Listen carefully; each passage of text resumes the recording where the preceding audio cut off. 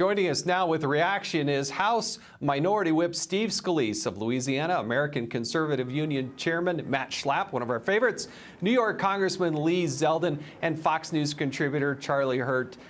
Gentlemen, thank you so much for joining you, all of us, with us tonight. I want to start with you, Whip Scalise. I got to tell you, this does give Nancy Pelosi more power when she tells members of Congress, you don't even need to show up anymore.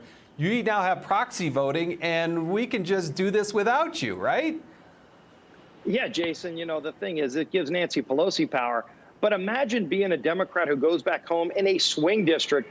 You just voted to give your voting card in Congress to Nancy Pelosi, and she doesn't represent the values of a lot of those districts. You know, you've now signed on for San Francisco values. And by the way, what are you doing now? Why are you collecting a paycheck if you want Nancy Pelosi to be the one to vote for you and represent your district, and you're representing a swing state somewhere else? And so this is going to be a tough vote for those people to explain. It's unconstitutional, first of all, because a quorum under this resolution they just passed, 20 people on the floor, 20 Democrats can constitute a quorum of the House of Representatives, 435 people.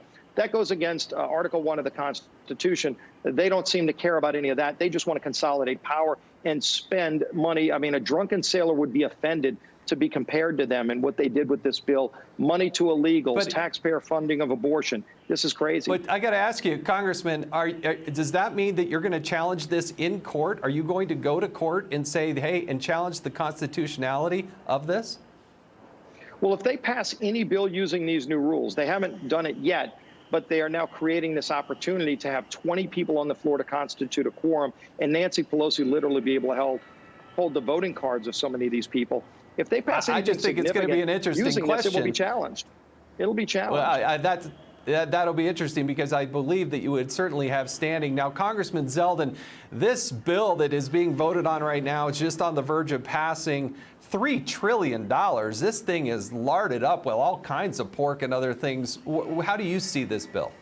Over 1,800 pages, $3 trillion. This isn't a bill that was drafted through bipartisanship, vetting, debate, compromise, none of that. It gives stimulus checks to people who are legally in our country, massive prison release, legalizes throughout America ballot harvesting. It outlaws voter ID. It extends unemployment in a way that's going to keep people out of work for almost another year. I'll add another one to that. It provides more money to state and local governments in the hundreds of billions beyond what our local governments are even asking for. So Speaker Pelosi chose this hyper-partisan path to nowhere rather than pursuing the alternative, which was working with President Trump, working with congressional Republicans, and trying to negotiate a compromise. This is something to appease her left flank. This is one, though, that turns off most of America, and she's going to end up with a bill that's dead on arrival in the Senate and not going anywhere. It was a strategic failure on her part on multiple levels, on the process and the substance. This is a waste of everyone's time, and it's certainly a waste of a whole lot of tax dollars, especially with all those liberal fantasy items totally unrelated to coronavirus response. I mean, Matt, if you spend $1 million a day every day, it would take you almost 3,000 years to get to $1 trillion. And this bill is $3 trillion. That's $10,000 per person in the United States of America. Why not just give them $10,000 each? Thanks for doing the math. Thanks for doing the math for me, Jason, because it's staggering. And we already did $3 trillion. So what I think Republicans are saying, which is rational, is let's let all of the money we've already spent like drunken sailors because the government shut down American businesses, let's let that capitalize in the system. And Jason, this is the critical point, which is more bridges and more stimulus is not what the American economy nor its people need. They need to be legally allowed to go back to work. They need to be able to open up their shops. If you're a mom and pop, you should be able to be open just like the big box retailers are able to be open. We have this indiscriminate, silly rules out there by mostly blue state governors, and it needs to end. No business can survive if it can't make a product nor transact with customers. It's simply that clear. Now, Charlie, the Democrats have been trying to say, oh, we just need to work together. We got to find something that's bipartisan. But Nancy Pelosi didn't do any of that. I mean, they say one thing, do something that's totally opposite. How in the world do they go back to the American people and say, hey, we're the adults in the room, we're the ones that'll work together and get things done, when they put this monstrosity in front of the Congress and then vote to say, hey, we don't even need to come back into session? It's incredible. This should be a real wake-up call, because if anybody doubts what is at stake in this election coming up, this is what's at stake. This is what these people will do. If they get control of if they hold control of the House, they get control of the Senate, and Lord forbid they get control of the White House. This is the kind of insanity that you're going to be looking at. And of course, obviously, the particulars are just astonishing. The SOPs to illegal aliens, all of that stuff is absolutely, just absolutely reprehensible. But let's step back for a minute.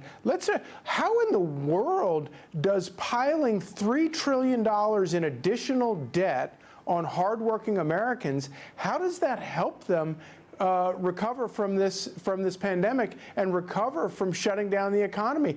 And we should look back. You know, imagine where we would be right now, Jason, if we hadn't already piled up $20 trillion of debt on hardworking American taxpayers. But that's all these people know how to do. They want to pile more and more on there, and with it comes just mountains of regulations that throttle American ingenuity and industry and work that destroys Americans. Now, Congressman Scalise, you're in leadership there.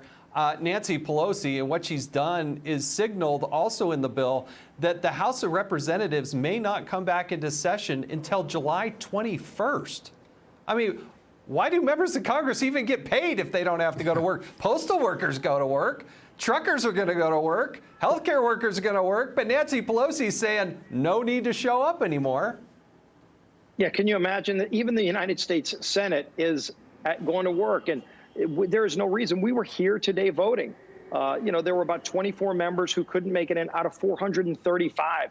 And so to suggest that it's complicated to get here is just fallacy. So why she did this, it's about a power grab. It surely has nothing to do with health and safety, because, as you mentioned, you know, we've got our frontline workers back at home in our hospitals, our grocery stores. Now in Louisiana today, we just started opening up. So you can go into a restaurant today at 25% capacity. We could finally go back into places of worship. And yet she's going to say that she doesn't want Congress to be meeting in Washington debating bills. She just would rather just take your proxy vote and hold on to it so that she can vote for you. I'll tell you this, and of course, Jason, you would have never done this either. Nancy Pelosi is not going to get my vote. She surely would not have gotten yours. But for any of those folks that voted for this bill today, how did they go back home and explain today they voted to allow Nancy Pelosi to vote for them so that they don't have to go to work anymore? Well, then why don't they just resign their seat and send somebody up here who wants to come and fight for restoring the American dream up here in Washington? Thank you so much. Congressman Zeldin, last word. We've got 15 seconds. If there's a member of House leadership viewing the House of Representatives as non-essential, that House leadership member should step aside. If there's any member of the House who views themselves as non-essential, they should step aside. We should be here. We shouldn't be AWOL. We shouldn't be going home right now. There's important work to do for the American people, for our economy, for businesses, for the workers. And now everyone's leaving. And as you pointed out, it might be for a long time until we come back. Unbelievable. Thank you, gentlemen, for joining us tonight. We really do appreciate it.